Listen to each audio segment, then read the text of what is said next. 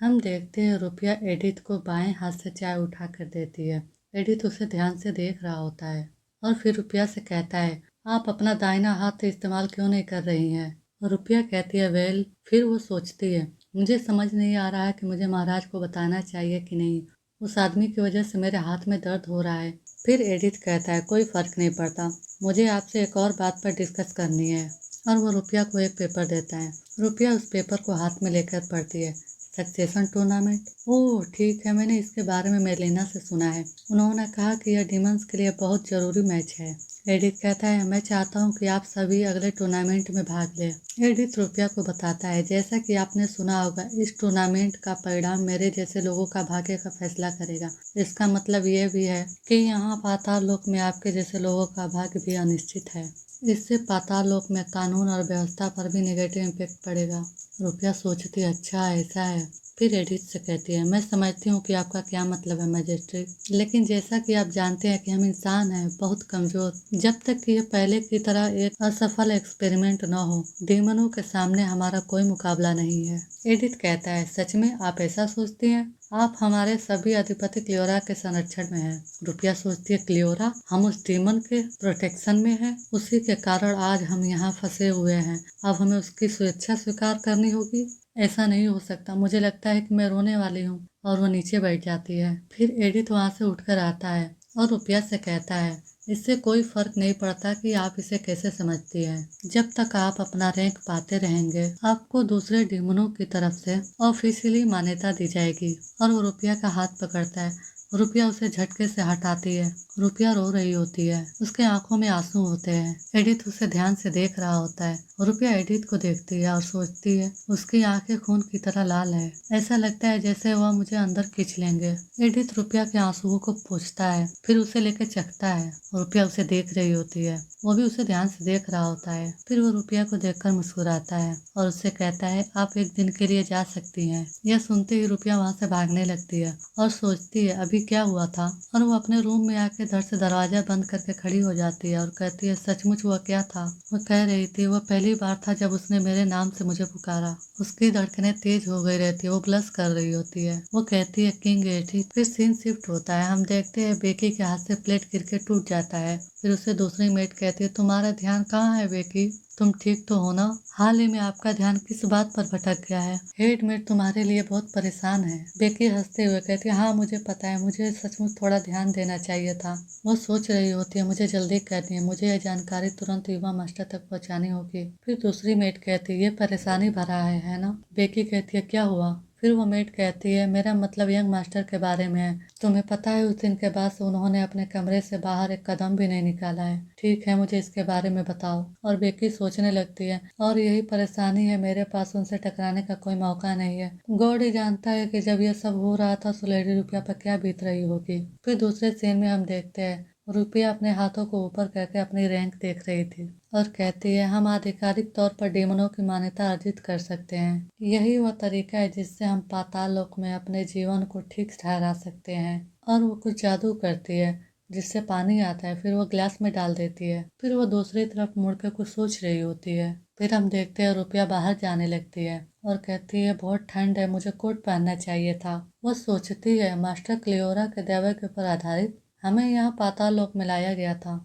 हमारे घर के पादरी ने कहा कि पाताल लोक का वातावरण इतना जहरीला है कि इंसान उसमें सांस नहीं ले सकता, लेकिन हवा में सांस लेना यहाँ आसान है। क्या हमें सचमुच क्लियोरा के प्रोटेक्शन में रहना चाहिए? हम इसका अपने फायदे के लिए उपयोग कर सकते हैं, लेकिन मैं इस तरह की शक्ति पर निर्भर नहीं रहना चाहती। क्लियोरा ही वह कारण है जिसके कारण हमें यहाँ खींचा गया। तभी उसे सामने झील दिखाई देती है। रुपया उड़ते हुए वहीं उतर जाती है। रुपया कहती है, पिछली बार जब मैंने लेविटेशन मंत्र का उपयोग किया था तब मुझे इसका पता चला था। रुपया अपने हाथ को पानी में डालती है और कहती है, मुझे नहीं पता कि पाताल लोक में है या नहीं। वो अपने हाथ को पानी में डालने के बाद एक जादू का मंत्र पढ़ती है, तत्वगत आत्माओं की दुनिया के द्वार खोलो। मैं उस रहस्यमय बात का आह्वान करती हूँ जो तुम्हें मुझसे बांधती है। अब उस शाश्वत बंधन का सम्मान किया जाए। मेरी पुकार का उत्तर दो और अपने आप को प्रकट करो। हे जल आत्मा अंडाई। और वो कुछ देर बैठे रहती है। ये काम नहीं करता। वो कहती है, खैर यह काम नहीं किया। बिल्कुल नहीं, मैंने पहले कभी किसी मौलिक आत्मा के साथ कॉन्ट्रैक्ट पर साइन नहीं किए हैं। इसके अलावा हो सकता है कि पाताल लोक में चीजें अलग तरह से काम करें, मुझे थोड़ा और शोध करना चाहिए। तभी रुपया को एक आवाज सुनाई देती है, हिम्मत मत हारो। रुपया कहती है क्या, और वो पीछे मुड़कर देख के चिल्लाती है, अरे कौन है वहाँ, कोई है वहाँ। फिर वो खुशी से कहती है, क्या यह आत्मा की आवाज हो सकती है, क्या यह मुझे प्रयास जारी रखने के लिए कह रहा है। ठीक है, मैं अपनी पूरी कोशिश करूंगी। और खुशी से वो पानी में अपना हाथ डालती है। आत्मिक संसार के द्वार खोलो। उसका जादू फिर से काम नहीं करता। वो कहती है बिल्कुल भी काम नहीं किया। फिर वो हार के बैठ जाती है। तभी पानी में कोई दिखाई देता है जिसके बाल रेड होते हैं। रुपया उसे चौंक कर देखती है, सोचती है यह कौन है, यह जल आत्मा नहीं है तो वह पानी से बाहर क्यों आ रहा है। वह डेमन पानी से बाहर आ रहा होता है और उसे एक शराब की बोतल देता है और कहता है क्या आप कुछ पीना चाहेंगे। वह सोचती है सचमुच अभी शराब। फिर वह कहती है जी नहीं धन्यवाद। वह डेमन कहता है सच में, क्यों नहीं। वह रुपया से कहता है मुझे तो तुम बहुत बोर लग रहे हो, इस समय अकेले झील में चिल्ला रहे हो। रुपया उस डेमन से कहती है तुम तो बात करने वाले हो, तुम पानी में क्या कर रहे थे। रुको, थोड़ी देर पहले की वो आवाज, वो तुम ही थे ना। वह डेमन सोचता है और कहता ओ। फिर वह हंसते हुए अपना सिर खुजाते हुए कहता है ओ तुम मुझे मिल गए। तथोगत आत्माओं का आह्वान, यह आपके लिए आसान काम नहीं हो सकता। आप एक इंसान है ना। रुपया को सोचती है और वो अपने पीछे हाथ करके कुछ जादू करती है और सोचती है इस आदमी में कुछ खतरनाक बात है, जब सही समय हो तो मुझे भाग जाना चाहिए। फिर वो शायद पीछे से देख लेता है और रुपया से कहता है अगर मैं आपकी जगह होता तो ऐसा नहीं करता। वह कहता है अगर तुम मुझ पर हमला करोगे तो मैं तुम्हें मार डालूंगा। रुपया डर जाती है। वह डेमन रुपया से कहता है मैं सिर्फ इसलिए आपको नीचा दिखाने की कोशिश नहीं कर रहा हूँ कि आप इंसान हैं। कुदरती दुनिया की आत्माएं पाताल लोक में मौजूद नहीं होती। बजाय फिर वो अपने बात को आधी पर ही टाल के मुड़ के जाने लगता है। रुपया उससे पूछती है इसके बजाय क्या, बताओ। वो कुछ नहीं करता और पानी में कूद जाता है। रुपया कहती है क्या। वो डेमन कहता है ये सही नहीं है, मेरा नाम डिलियन है, चलो हम अपनी छोटी सी मुलाकात को गुप्त रखें। और वो पानी में चला जाता है। इधर रुपया थक गई होती है और वो वापस जाने के लिए उठती है। वो कहती है बहुत ज्यादा ठंड है और वो कुछ जादू करने वाली होती है। फिर कहती है ओ क्या अभी अभी उस मंत्र का जाप करने से मेरा मन खत्म हो गया। सच में ये तो बेतुका है, मैं बिना किसी के मदद के बीच में फंस गई हूँ। अरे नहीं। फिर उसे बहुत ज्यादा ठंड लगने लगती है। वो ठिठुरने लगती है। वो कहती है ये ठीक समय है, मुझे मेलिना को बुलाना चाहिए। वो मेलिना को पुकारती है मेरलिना, मेलिना। वो फिर चिल्लाती है मेरलिना। फिर चुप हो जाती है। फिर बहुत जोर से चिल्लाती है मेरलिना और हाँफने लगती है। फिर वो सोचती है अरे नहीं, क्या वो सो रही होगी। मुझे लगता है कि मैं बिना कुछ कहे ही वहाँ से निकल गई। मुझे किसी भी तरह वापस जाना होगा। फिर रुपया का पैर फिसल जाता है और वो वहीं गिर जाती है। वह कहती है आह मैं क्या करूँ, मैं उठ नहीं पा रही हूँ। वो सोचती है क्या मैं मर जाऊंगी ऐसी जगह पर। सारे डर के बाद मुझे यहाँ पाताल लोक में सहना पड़ा। मेरे चारों ओर सचमुच के डीमन है। क्या यह सब ऐसे खत्म होगा। उसके आंखों से आंसू निकल रहे होते हैं, वो रो रही होती है। फिर वहीं पे जमीन पे अपना सर रख के रोने लगती है। फिर हम देखते हैं वहाँ कोई आता है। रुपया उसे देखती है और कहती है कौन है भाई।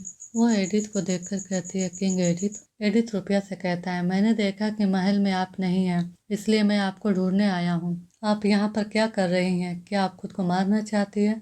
रुपया कहती हूँ। वह यहाँ बाहर देख रहा था मेरे लिए, खुद राजा। एडिथ रुपया का हाथ अपने कंधे पर रखते हुए कहता है क्या आपने सोचा कि आप अंधेरे की आड़ से हमसे बच निकल सकती हैं। रुपया एडिथ से कहती है नहीं, मैं योजना नहीं बना रही थी, मैं भागते हुए बस। तभी वो लड़खड़ाने लगती है। एडिथ उसे उठाकर अपना कोट रुपया को पहनाते हुए अपनी तरफ खींचते हुए कहता है तुम बहुत मूर्ख हो, और उसे किस करने लगता है। रुपया सोच रही होती है आखिर यहाँ क्या हो रहा है। एडिथ उसे लगातार किस कर रहा होता है। फिर हम देखते हैं रुपया बेसुध होती है। एडिथ उसे पकड़ते हुए कहता है देखो बाहर कुछ ही घंटों में तुम कितने बीमार पड़ गई। और उसे गले लगाते हुए पानी में देखता है जिसमें डिलियन दिखाई देता है।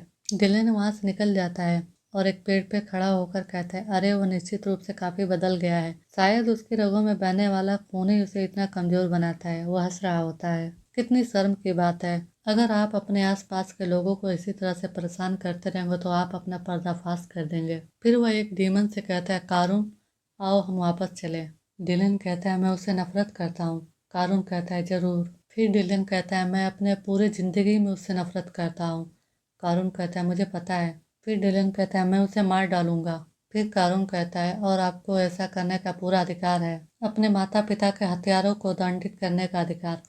और पहले के राजा का नियुक्त उत्तराधिकारी के रूप में उन्हें चुनौती देने का अधिकार। फिर डिलन अपना हाथ ऊपर उठाते हुए कहता है, यस, मैं मार डालूंगा मेरे प्यारे बड़े भाई। कारून उसके सामने घुटने टेकता है और कहता है, जैसी आपकी इच्छा माई किंग। फिर सीन शिफ्ट होता है, हम देखते हैं एडिथ सोचता है ये अमेजिंग था। वह रुपया के बारे में सोचता है। जिस पल मुझे उसके न होने का एहसास हुआ, मुझ पर अचानक एक बेकाबू इच्छा हावी हो गई और पाया कि मैं पहले से ही महल के बाहर हूँ। ये कैसी झुंझलाहट है। मुझे इस इंसानी स्त्री के लिए इतनी नफरत क्यों सहनी पड़ रही है। और वो रुपया के हाथ को पकड़कर चेक करता है। मेरी इजाजत के बिना तुम्हें मरने की इजाजत नहीं है रुपया। तभी हम देखते हैं रुपया हाफ रही होती है। तभी एडिथ उसे देखकर कहता है, कितनी कमजोर है ये। क्या मुझे हेडमेड को बुलाना चाहिए? फिर भी वो नहीं जानती कि इस बीमार इंसान की देखभाल कैसे की जाए। फिर रुपया नींद में ही कहती है, मुझे ठंड लग रही है। एडिथ यह सुनता है और तुरंत अपने जादू से आग जला देता है। फिर वह उसे कंबल उड़ाता है और कहता है, ये काम करेगा।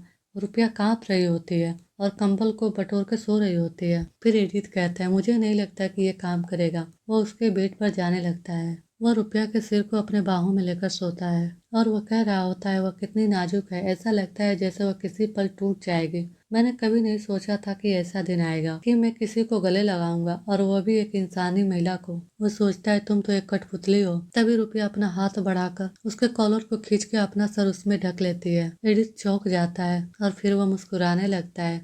वह कहता है, सचमुच कितना अजीब है। और वो रुपया के सर को सहलाने लगता है। दूसरे दिन हम देखते हैं रुपया की आंखें खुलती है। उससे मेरलिना कहती है, डियर लेडी रुपया, क्या आप जाग गई? रुपया कुछ नहीं बोलती और वो उठने लगती है। मेरलिना कहती है, अरे नहीं, तुम्हें अभी नहीं उठना चाहिए था, आप पूरे दिन सोए रही हैं। रुपया सोचती है, मैं पूरे दिन क्यों सोई थी।